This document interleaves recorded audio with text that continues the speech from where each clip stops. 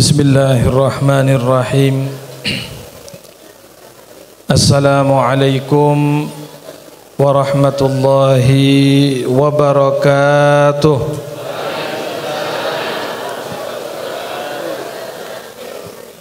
Alhamdulillah, alhamdulillahilladzi tafaddala alaina bijazili in'amih. Ashhadu an la ilaha illallah wahdahu la syarika lah, syahadatan tunji qailaha yawma liqa'ih. Wa ashhadu anna sayyidana wa habibana Muhammadan abduhu wa rasuluh, khairul bariyat wa sayyidu ibadih. Allahumma salli wa sallim wa barik wa azim ala sayyidina wa nabiyyina Muhammadin wa ala alihi wa ashabihi. Amma ba'du, yang kami muliakan para alim, para kiai, para ustadz dan tokoh masyarakat yang hadir di malam yang mulia ini. Yang kami muliakan Bapak Bupati, mudah-mudahan beliau senantiasa diberikan sehat walafiat oleh Allah Subhanahu wa taala. Dan juga tentunya yang kami ta'zimi, pengasuh dan segenap pengurus Pondok Pesantren Miftahul Huda, bapak-bapak, ibu-ibu, wali santri, jamaah sekalian rahimakumullah, adalah merupakan satu kenikmatan yang Allah berikan kepada kita, di mana pada malam ini kita dikumpulkan di tempat yang mulia. Kita duduk di tempat yang diridhai oleh Allah Subhanahu wa taala. Panjenengan hadir duduk bersama para ulama, duduk dengan orang-orang saleh, duduk dengan para kiai, pewaris Nabi Muhammad sallallahu alaihi wasallam. Insyaallah hadirin hadirat, duduknya kita di tempat ini, kebersamaan kita di tempat ini tidak hanya di dunia, tetapi insyaallah kita akan tetap bersama sampai besok di surganya Allah Subhanahu wa taala.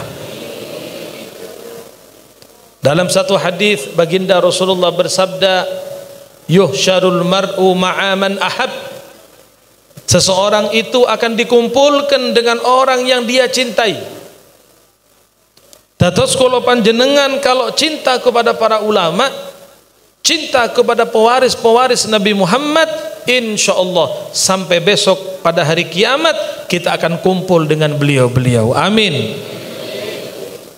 Kalau panjenengan cinta dengan orang soleh, panjenengan cinta dengan orang-orang yang baik, orang-orang yang dekat dengan Allah, maka sebagaimana janji Nabi Muhammad, kita akan berkumpul bersama beliau-beliau sampai kelak di surganya Allah. Amin ya rabbal alamin. Demikian pula kepada para santri atau alumni yang hadir pada kesempatan malam ini, mohon maaf, bukan saya keminter, tapi ada satu nasihat dari Al-Muhaddits As-Sayyid Muhammad bin Alawi Al-Maliki Al-Hasani. Ini untuk para alumni, untuk santri. Beliau mengatakan, thabatul ilmi bil mudzakarah wa barakatuhu bil khidmah wa naf'uhu biridhas syekh. Monggo disimak terutama teman-teman alumni, teman-teman santri, santriwati yang masih belajar di pondok pesantren yang mulia ini. Kata beliau As-Sayyid Muhammad Alawi Al-Maliki Al-Hasani, thabatul ilmi bil mudzakarah. Kuatnya ilmu itu dengan sering diulang-ulang. Kuatnya ilmu itu dengan sering diulang, dimurajaai.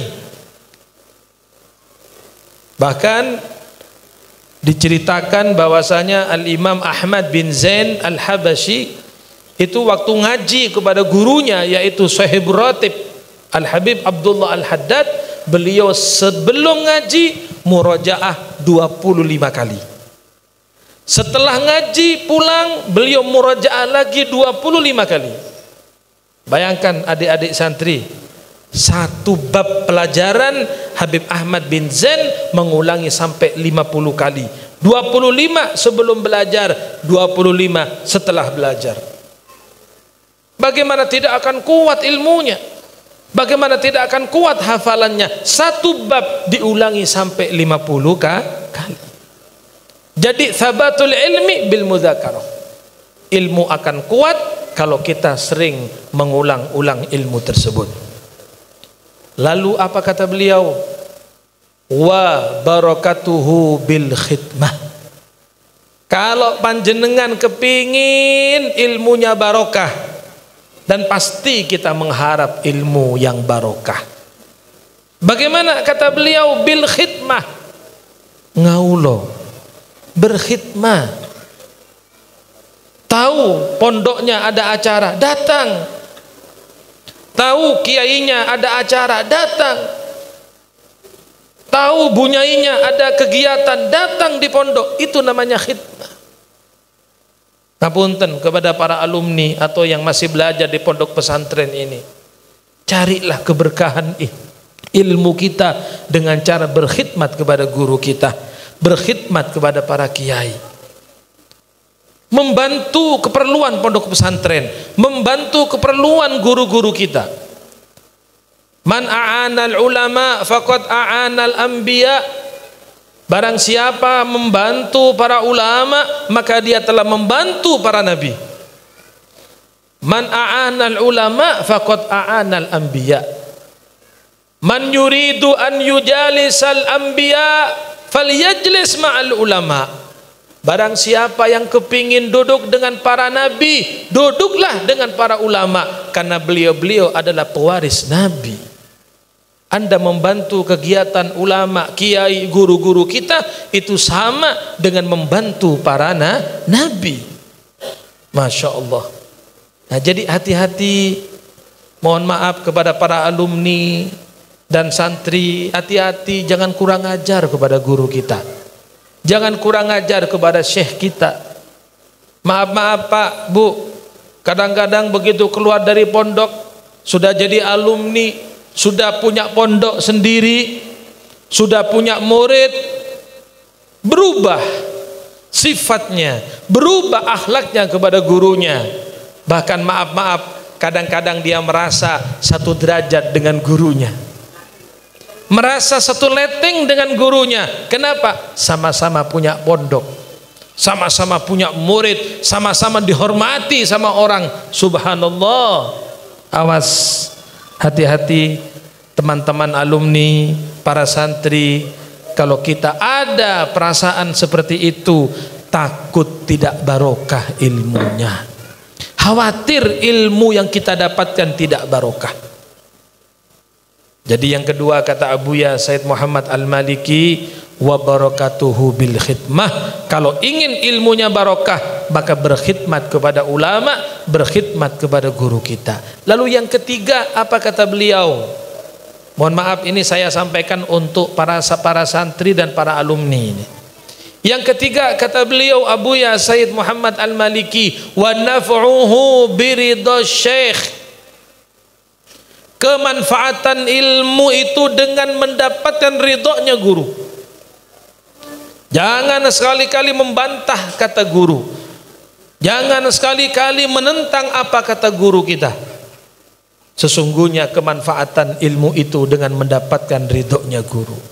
Kalau guru sudah ridho kepada kita, Allah pun ridho kepada kita. Sebagaimana ridhonya Allah bergantung ridhonya orang tua, maka demikian juga guru adalah orang tua kita. Maka kalau guru sudah ridho kepada kita, Allah pun juga ridho kepada kita. Alhamdulillah. Maka cari ridhonya guru supaya ilmu kita bermanfaat. Allahumma salli ala Muhammad. Para rawuh, hadirin hadirat yang dirahmati Allah, alhamdulillah kita ini bersyukur kepada Allah. Malang Raya secara umum, baik kota maupun kabupaten ini banyak sekali pondok pesantren. Banyak sekali majelis-majelis luar biasa. Majelis salawat, majelis maulid, majelis tahlilan, majelis istighatsah, lain sebagainya. Ya, mungkin ribuan, masya Allah. Ya, ini patut kita syukuri hadirin. Insya Allah. Mudah-mudahan dengan banyaknya pondok-pondok pesantren, banyaknya madrasah-madrasah, sebagaimana tadi harapan Bapak Bupati kita, insya Allah tidak hanya urusan akhirat yang didapat, tapi urusan dunia juga digampangkan oleh Allah. Amin. Dunia akhirat harus kita dapatkan. Man arada dunya fa alaihi bil ilmi, wa man arada al akhirah fa alaihi bil ilmi, wa man aradahuma fa alaihi bil ilmi. Kalau orang kepingin dunianya senang, dunianya bahagia, harus punya ilmu. Kalau kepingin akhiratnya senang, akhiratnya bahagia, harus punya ilmu. Kalau kepingin dua-duanya senang bahagia, maka harus punya ilmu. Dan anak kita yang belajar di pondok pesantren, insya Allah dua-duanya sudah didapat. Dunia senang, akhirat juga senang. Alhamdulillah. Bapak ibu yang anaknya mondok, tenang di rumah. Nggih, yang anaknya di pesantren, panjenengan tenang, insya Allah anaknya dididik oleh para ustadz ustadzah dengan baik. Pun jenengan jangan khawatir. Ingat Bapak Ibu, fitnah di luar sangat besar. Ujian-ujian, bala, musibah sangat banyak. Dan musibah yang paling besar adalah musibah yang menimpa akidah anak kita. Kalau musibah sakit bisa sembuh, sakit bisa sembuh. Tapi kalau sudah musibah akidah, musibah yang menimpa akidah anak kita, pertaruhannya adalah keimanan hadirin. Anak kita, jaga agama anak kita dengan cara kita memasukkan ke pondok-pondok pesantren, memasukkan anak kita ke madrasah-madrasah diniyah. Alhamdulillah, apa yang Bapak Ibu lakukan sudah benar, sudah tepat. Kita mondokkan anak kita, masukkan anak kita ke pesantren. Insya Allah Anda sebagai orang tua tidak hanya senang di dunia, tapi juga senang sampai di akhirat. Amin. Tahukah Bapak Ibu, ketika anak kita di pondok ini membaca Al-Quran, panjenengan yang di rumah dapat pahala juga. Ini anak pondok bangun jam 3, sholat malam, sholat qiyamul lail, tahajud. Bapak Ibu di rumah jam 3 masih tidur mungkin. Nggih Pak nggih? Tasik tilem nggih? Bangunnya paling subuh. Tapi anak kita di pondok jam 3 sudah bangun Pak. Dibanguni sama petugasnya. Ayo gom, ayo bangun, tahajud, qiyamul lail. Setelah itu baca Quran, baca zikir sampai subuh, sholat berjamaah. Ketahuilah, setiap anak kita melakukan amal ketaatan di pondok pesantren, maka orang tuanya juga mendapatkan pahala. Anda dapat kiriman pahala di dunia, sudah dikirim oleh Allah pahalanya. Demikian juga ketika panjenengan meninggal dunia. Makanya nggak ada ruginya. Anak mondok nggak ada ruginya. Anak belajar di pesantren tidak ada ruginya. Anda beruntung terus sebagai orang tua. Walaupun panjenengan meninggal, panjenengan di alam barzah akan ada kiriman-kiriman pahala berkat anaknya yang berada di pondok pesantren. Alhamdulillah. Masya Allah. Bapak Ibu yang dirahmati Allah, kadang-kadang perbuatan anak itu akan berpengaruh loh kepada orang tuanya. Perbuatan anak itu akan berpengaruh kepada orang tuanya. Ada imbasnya. Ada imbasnya. Kena cipratannya. Kalau baik, ya kena cipratan baik. Tapi kalau perbuatan anak buruk, kena cipratan buruk orang tuanya. Monggo panjenengan simak. Kalau anak kita hafal Quran, ya, misalnya anak kita Masya Allah hafal Quran 30 juz, pasti orang nanya, anaknya siapa ini? Betul? Oh, anaknya Fulan, anaknya Pak Fulan, anaknya Ibu Fulana. Loh, Anda disebut. Yang hafal anaknya. Kalau bapaknya ya hafal juga, tapi surat-surat pendek, nggih. Nah, kalau kita kan hafalnya napa nggih? Qul huwallahu ahad. Napa malih, Pak? Wal asri, ya insyaallah hafal itu. Ya, surat-surat pendek insyaallah hafal. Tapi anak kita 30 juz hafal. Pasti orang akan bertanya, anaknya siapa? Anaknya Fulan, anaknya Pak Fulan, anaknya ibu ini. Jadi kita ikut terangkat namanya, ikut jadi mulia. Di dunia sudah jadi mulia panjenengan.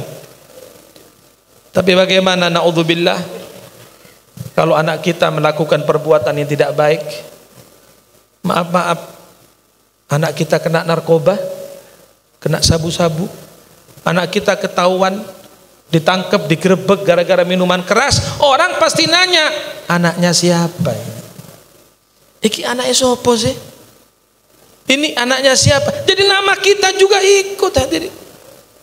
Nah, makanya ulama mengatakan begini, anak kita, keturunan kita salah satu dari dua, bisa mengharumkan nama kita atau bisa membuat nama kita buruk, citra kita buruk.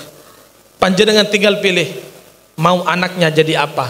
Apakah anak kita mau mengharumkan nama kita sebagai orang tuanya, atau justru anak kita akan membuat jelek nama orang tuanya? Na'udzubillahi min. Pondokkan anaknya, masukkan anaknya madrasah, kenalkan anaknya kepada Allah, kenalkan anaknya kepada agama. Bapak Ibu yang dirahmati Allah, mohon maaf, saya bicara apa adanya. Ada anak yang sampai usia SMA, umur 16, 17, 18 tahun, tetapi belum tahu rukun-rukun sholat. Ada anak sudah SMA, belum tahu wudu itu seperti apa yang benar. Subhanallah. Bukankah dia anaknya orang Islam? Bukankah dia anaknya anaknya ibu yang muslimah? Kenapa anaknya SMA tidak tahu cara berwudu? Berwudu sekenanya, berwudu terserah menurut dirinya, tidak sah wudunya. Lalu bagaimana dengan sholatnya? Ini harus jadi perhatian kula panjenengan sebagai orang tua yang besok akan dimintai pertanggung jawaban oleh Allah. Kullukum ra'in wa kullukum mas'ulun an ra'iyatih. Ya, enggak Pak, ini bukan main-main, ini tanggung jawab kita. Masa anak kita SMA tidak ngerti wudu, wudunya sembarangan, wudunya masih enggak benar? Itu kalau masih SMA, masih muda. Bagaimana kalau nanti anak kita sudah dewasa, umur 40, 50, dan dia tidak tahu apa-apa tentang agama? Wudunya salah misalnya, berarti selama 50 tahun usianya wudunya tidak sah, sholatnya tidak sah. Bagaimana dia mengkodok sholatnya yang sampai 50 tahun itu? Hati-hati.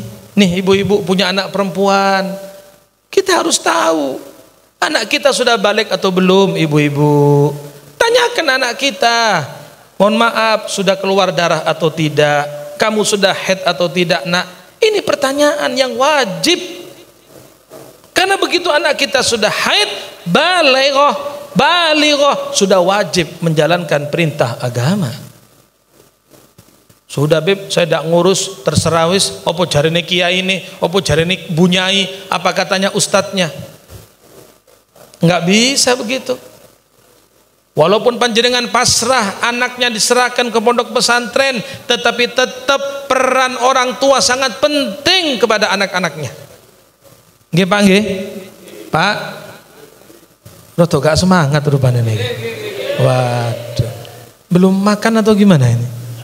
Tereng nggih? Tereng. Punah. Saya belum makan soalnya ini. Tapi saya semangat kok, sampai tidak semangat ini apa ini? Allahumma sholli ala Muhammad. Ibu-ibu semangat nggih? Jadi tanggung jawab kita kan. Anaknya sudah SMA, tidak tahu wudu, tidak ngerti cara sholat yang baik. Bagaimana ini?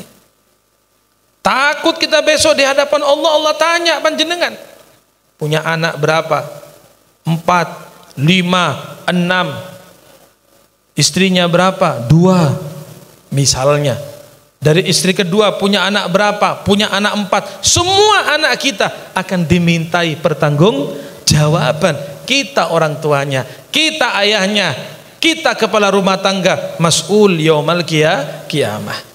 Nah, makanya Bapak Ibu, makanya saya bilang di awal, alhamdulillah, kalau anak sudah masuk pesantren, anak sudah tahu agama, anak sudah tahu syariat, insya Allah Anda sebagai orang tua aman.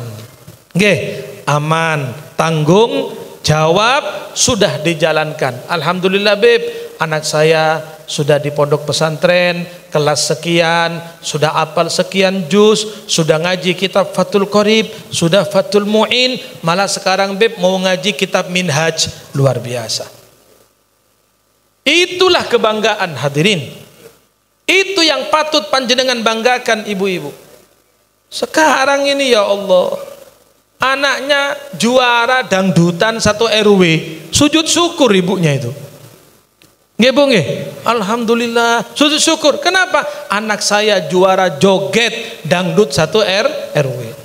Apanya yang mau dibanggakan? Cuma juara joget. Anak saya juara fashion show, 1 kelurahan fashion show. Fashion show apa? Mohon maaf, kadang-kadang fashion show yang buka aurat, kelihatan pahanya, kelihatan ini, kelihatan itu, lalu ibu bangga dengan anaknya yang menang juara tadi itu. Masya Allah. Yang patut dibanggakan adalah kalau anak perempuan kita, alhamdulillah, hafal Quran 15 juz, itu yang patut dibanggakan. Anak perempuannya hafal Quran 30 juz, itu yang patut dibanggakan. Anak saya alhamdulillah Ustadz sudah hatam kitab ini, sudah hatam kitab ini, itu yang patut dibanggakan ibu-ibu. Anak saya alhamdulillah sudah hafal Zubat, sudah hafal Alfiyah, itu yang patut dibanggakan. Bukan juara joget 1 RW, bukan juara apa tadi? Fashion show, ya. Yang buka aurat itu enggak. Itu yang patut kita banggakan sebagai orang tua. Bapak Ibu yang dirahmati Allah, pentingnya ilmu ini ya, pentingnya ilmu. Kalau tidak punya ilmu, wallahu alam jadi apa anak kita. Ini saya mau cerita, tolong didengarkan baik-baik. Ada cerita. Dulu diceritakan ada satu orang berwudu, ya. Setelah berwudu, orang tadi ini ketika dia mau bangun, rupanya wudunya di sungai hadirin. Wudunya di sungai, ya. Ketika dia mau bangun, maaf, waktu itu telanjang. Kelihatan ada orang di dekat musola itu. Karena malu, ngapunten nggih, dia tutupi dengan tangannya kemaluannya itu. Dipegang kemaluannya, ditutupi. Saya tidak tahu kalau bahasa Jawanya apa ditekem atau gimana itu ya. Ceritanya paham nggih? Jadi karena malu ada orang kemaluannya dipegang, ditutup dengan telapak tangan ini sambil jalan. Nah, berarti apa? Ketika telapak tangan kita menyentuh kemaluan, wudhunya batal atau enggak? Batal. Anak yang ngaji pasti tahu. Anak yang mondok pasti paham bahwa ketika butunul asabi dan batnur roha ini, telapak tangan ya, perut telapak tangan menyentuh kemaluan, walaupun kemaluannya sendiri, sudah diterangkan dalam Safinatun Najah, batal wudunya. Leres? Betul? Tapi si bapak ini merasa itu tidak membatalkan. Maka dia masuk ke musola, dia ambil sarung, dia ambil baju sholat. Ketika ada yang menegurnya, memberi nasihat, Pak, panjenengan wuduknya batal. Loh, kok bisa batal? Kenapa? Tadi panjenengan memegang kemaluan Anda dengan telapak tangan. Ini dalam fikih membatalkan wudhu. Apa kata bapak tadi?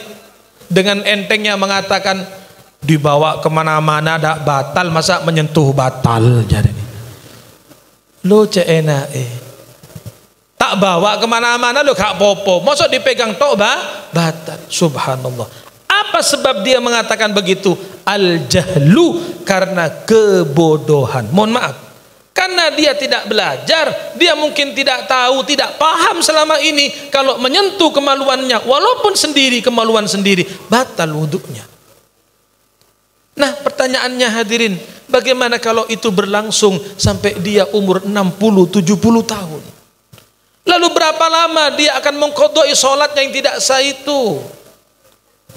Ini adalah contoh studi kasus bahwa orang yang tidak punya ilmu rugi dia, merasa sudah banyak amal ibadah, yahsabuna annahum yusinuna sun'a, kata Allah, merasa sudah banyak melakukan kebaikan-kebaikan, padahal nol, tidak ada sama sekali harganya, karena dia selama ini sholatnya tidak sah.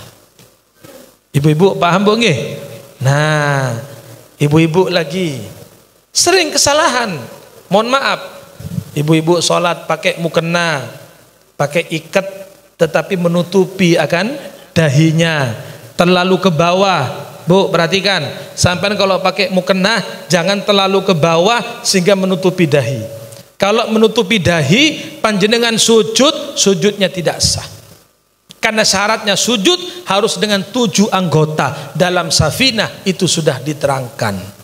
Dahinya harus terbuka. Kalau tertutup dengan ikat atau tertutup dengan mukenanya sampai sujud, maka sujudnya tidak sah, sholatnya juga tidak sah. Ngapunten, kalau ada ibu-ibu seperti itu sampai umur 60-70 tahun tidak ada yang mengingatkan, kesian, berarti sholatnya selama ini tidak sah. Itulah Pak pentingnya ilmu, pentingnya kita belajar. Ustadz, saya sudah tua, masa harus tetap belajar? Tetap belajar. Panjenengan hadir seperti ini, majelis ta'lim, majelis ilmu, pengajian umum, kita juga belajar. Saya juga belajar, panjenengan belajar, kita semuanya masih belajar. Utlubul ilma minal mahdi ilal lahdi. Kata Nabi, cari ilmu, belajar ilmu agama sejak kita digendong oleh ibu kita sampai panjenengan masuk ke dalam liang lahat, tetap wajib mencari ilmu. Harus kita belajar. Tidak ada kata-kata terlambat para rawuh.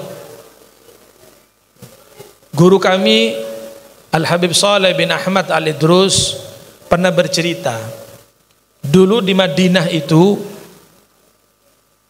ada satu syekh ya, umur 60 tahun. Syekh ini umur 60 tahun itu baru menghafal Al-Quran. Bukan mulai muda, enggak, mulai umur 60 tahun. Mulai menghafal Al-Quran umur 60 tahun.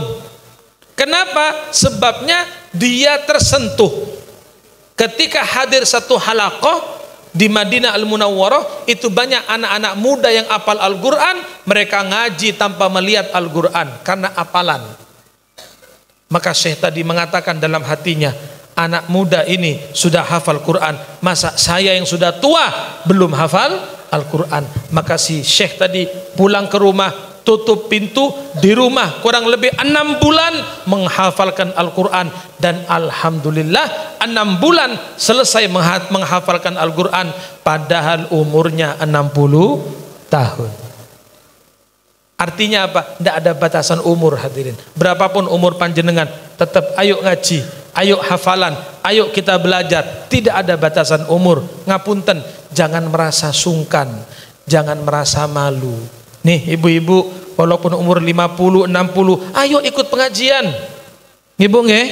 Ayo hadir majelis taklim ibu-ibu. Belajar agama, belajar syariat. Loh beb, apa perempuan boleh ngaji? Siapa bilang nggak boleh ngaji?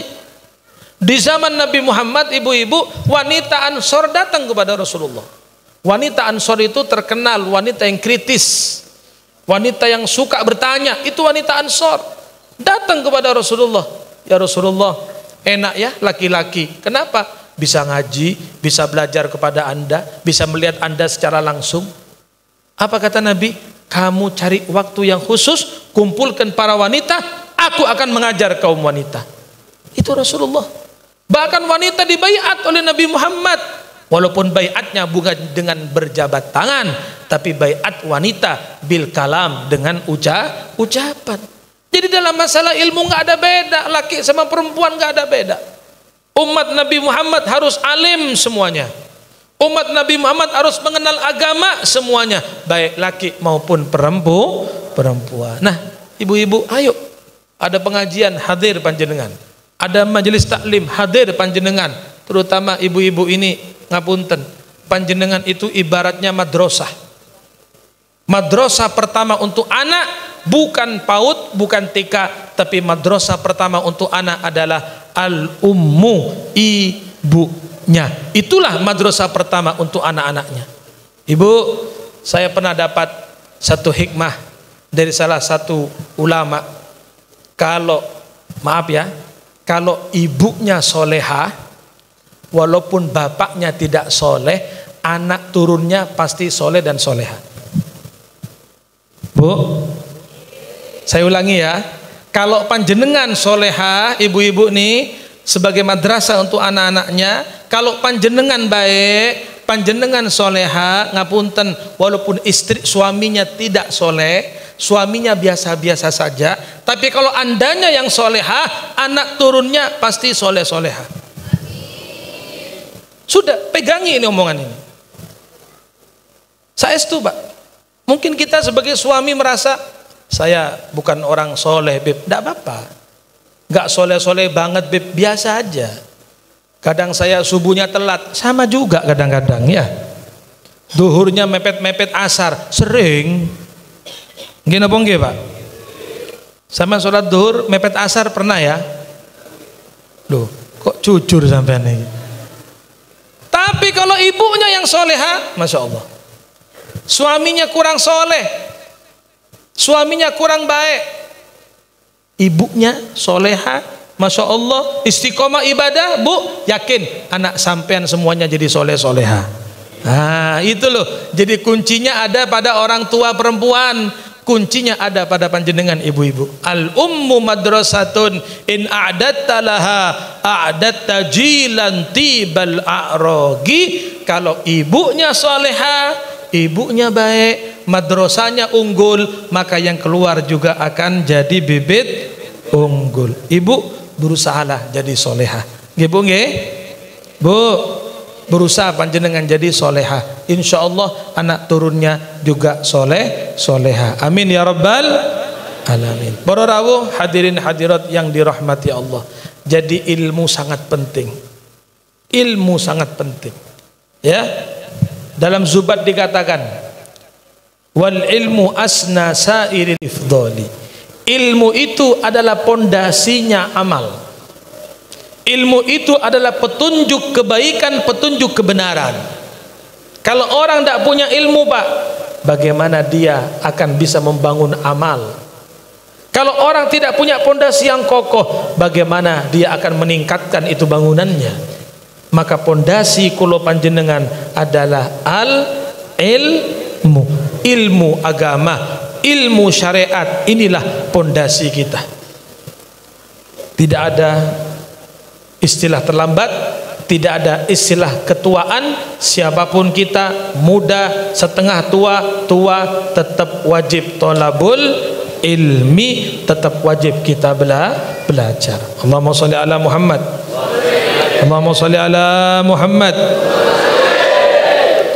Saya mau tanya kepada panjenengan bapak-bapak, ibu-ibu. Kira-kira panjenengan punya anak, punya cucu, punya keturunan, kepingin nggak anaknya itu dimuliakan oleh Allah? Kepingin nggak? Kepingin nggak ibu-ibu anaknya besok masuk surga? Kepingin.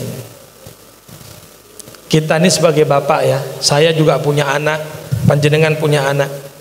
Bapak itu rela memberikan apapun, yang penting anaknya senang, anaknya bahagia. Nggih, leres. Nih bapak-bapak ini, kalau urusan ganti baju, sarung, mungkin sarung 5 tahun tidak pernah ganti, tidak apa-apa. Tapi kalau anak kita setiap hari raya pasti dibelikan baju baru. Betul Pak? Leres. Nih sampean pakai sarung berapa tahun sudah sarungnya ini? Iya kan? Loh, tapi tidak masalah, kita sebagai orang tua biasa aja. Sarung kita 5 tahun, yang penting tidak sobek-sobek, tidak bolong-bolong, kita pakai. Tapi kalau anak kita tiap tahun kita belikan baju, tiap tahun kita belikan ini, anak perempuan kita ganti pakai abaya, kita belikan ini. Kenapa? Cintanya bapak kepada anak luar biasa. Nih ibu-ibu nih, bagaimana cintanya kepada anaknya? Ibu kita sering berbohong kepada kita. Loh, berbohong bagaimana Beb? Berbohong kepada kita anaknya, pura-pura sudah makan ibu kita, padahal ibu kita belum makan. Ketika ibu tadi masak dengan makanan yang sedikit, hanya ada 1 piring makanan, anaknya lagi lapar mau makan, apa kata ibu kita? Makan nak, kenyangkan diri kamu. Loh, ibu bagaimana? Jangan pikirkan ibu, ibu sudah makan nak, makan kamu. Padahal ibunya belum makan, ibu berbohong kepada kita supaya kita bisa makan. Itulah orang tua, rela berkorban untuk anaknya, terutama ibu. Nah, pasti kita sebagai ayah, kita sebagai ibu berkorban demikian rupa kepada anaknya, berharap bahwa anak ini bisa menyelamatkan kita besok pada hari kiamat. Anak yang kita berkorban untuknya, bapak kerja pagi siang malam demi anaknya, pasti berharap anak kita bisa menyelamatkan kita besok di hadapan Allah, bisa membantu kita besok di hadapan Allah. Nggih napa nggih Pak? Nggih napa nggih?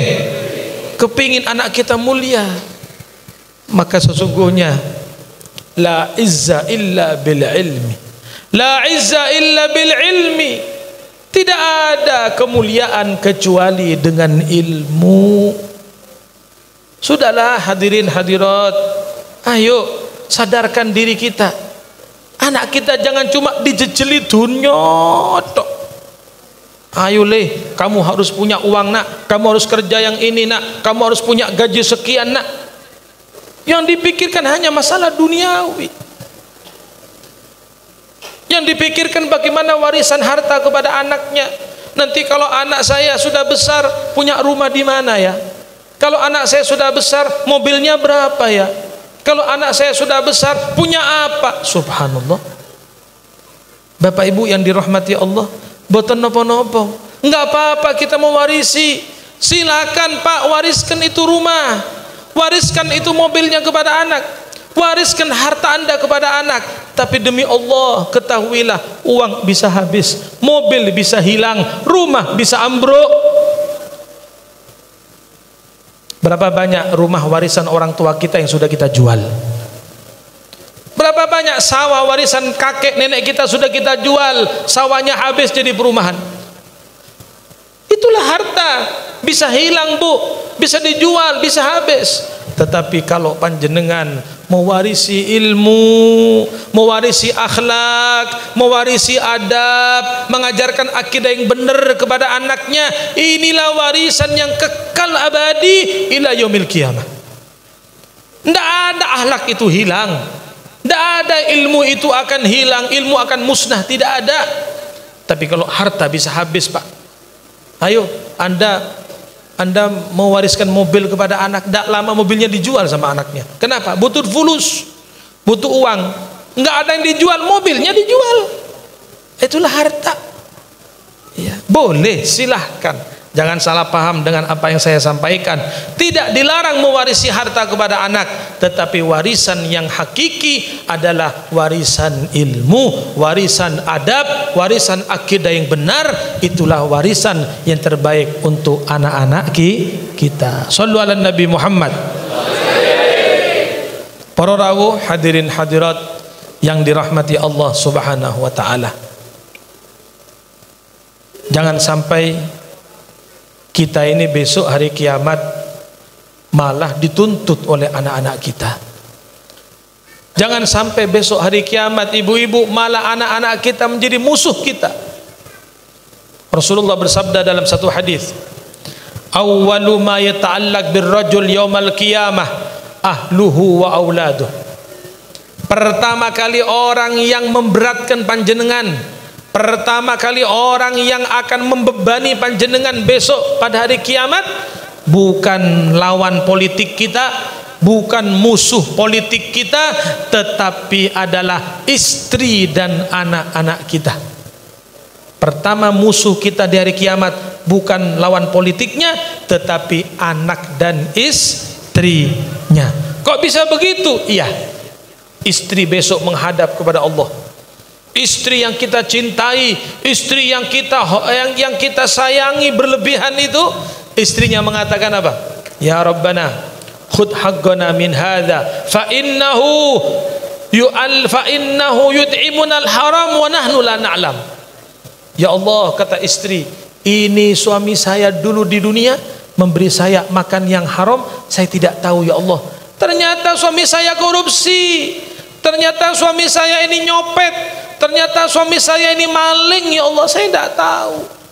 Suami datang bawa duit, saya belikan makanan, saya masak, saya makan, saya tidak tahu, baru tahu sekarang ini ya Allah. Kalau ternyata suami saya ini koruptor, saya baru tahu kalau suami saya ini ternyata maling, maka ambil hak kami dari orang ini ya Allah. Itu istrinya. Anaknya bagaimana? Anaknya mengatakan, ya Rabbana khudh haqqana min hadza fa innahu lam yu'allimna alkitab. Ya Allah, ambil hak kami dari orang ini. Dulu di dunia bapak saya tidak pernah mengajarkan saya Al-Quran, tidak pernah mengajarkan saya agama. Lalu anak itu mengatakan apa? Ya Rabb, azibhu di'fain. Ya Allah, siksa ini bapak saya 2 kali lipat dari saya ya Allah. Na'udzubillahi min dzalik. Jangan sampai hadirin, monggo ibu-ibu, bapak-bapak, jangan sampai. Berdoalah panjenengan, memohonlah panjenengan kepada Allah supaya anaknya semuanya jadi anak soleh soleha. Amin. Menjadi anak yang paham agama, menjadi anak yang mengerti aturan agama. Jangan sampai anak-anak kita justru besok hari kiamat menjadi musuh-musuh kita yang akan menjerumuskan kita ke dalam nerakanya Allah. Na'udzubillahi min dzalik. Oleh karenanya alhamdulillah, syukur kepada Allah, Anda sudah tepat, apa yang Anda lakukan sudah benar. Anda memasukkan anak-anak di pondok pesantren, di madrasah-madrasah diniyah. InsyaAllah anak-anak kita, santri yang laki maupun perempuan yang belajar di pondok pesantren ini, InsyaAllah ilmunya manfaat. Amin. Ilmunya barokah. Mudah-mudahan ilmu yang didapat oleh anak-anak kita di pondok pesantren ini barokah, InsyaAllah memberikan kemanfaatan, berguna bagi nusa dan bangsa. Dan kita juga berdoa kepada Allah Ta'ala, mudah-mudahan anak-anak kita, zuriyah kita menjadi anak cucu yang menggembirakan hati, menyenangkan hati baginda Nabi Muhammad sallallahu alaihi wasallam. Amin ya rabbal alamin. Dan kita doakan para ulama kita, para kiai kita, tokoh-tokoh kita, kita doakan mudah-mudahan beliau-beliau panjang umur, tetap sehat walafiat. InsyaAllah para pengasuh, para pengajar di pondok pesantren ini tetap diberikan kesabaran oleh Allah, diberikan ketabahan InsyaAllah, diberikan sehat walafiat, diberikan istiqamah untuk terus mendidik anak-anak kita, mengajarkan agama, mengajarkan syariat kepada anak-anak kita. Amin amin ya rabbal alamin. Dan yang terakhir kita doakan bangsa dan negara kita Indonesia. InsyaAllah Allah memberikan kepada kita para pemimpin yang amanah, para pemimpin yang jujur, para pemimpin yang peduli kepada rakyatnya, para pemimpin yang dapat membawa bangsa dan negara kita menjadi baldatun thayyibatun wa rabbun ghafur. Amin amin ya rabbal alamin. Bismillahirrahmanirrahim. Alhamdulillahi rabbil alamin. Allahumma salli wa sallim ala sayyidina Muhammadin wa ala alihi wa sahbihi ajma'in. Allahumma inna nas'aluka al-huda wat-tuqa wal-afaf wal-ghina. Allahumma rabbana hab lana min azwajina wa dhurriyyatina qurrata a'yun waj'alna lil muttaqina imama. Allahumma barik lana fi auladina, Allahumma barik lana fi banatina, Allahumma barik lana fi azwajina, Allahumma barik lana fi talamidina wa mimman ta'allama minna min yawmina hadha ila yaumil qiyamah. Allahumma arhamna wal muslimin wa afina wal muslimin bi rahmatika ya arhamar rahimin. Rabbana atina fid dunya hasanah wa fil akhirati hasanah wa qina adzaban nar. Wa sallallahu ala sayyidina Muhammadin wa ala alihi wa sahbihi wasallam walhamdulillahi rabbil alamin. Demikianlah para rawuh hadirin hadirat yang dapat kami sampaikan. Kurang lebihnya kami mohon maaf. Wal afu minkum. Hadanallahu wa iyyakum. Tsumma assalamu alaikum warahmatullahi wabarakatuh.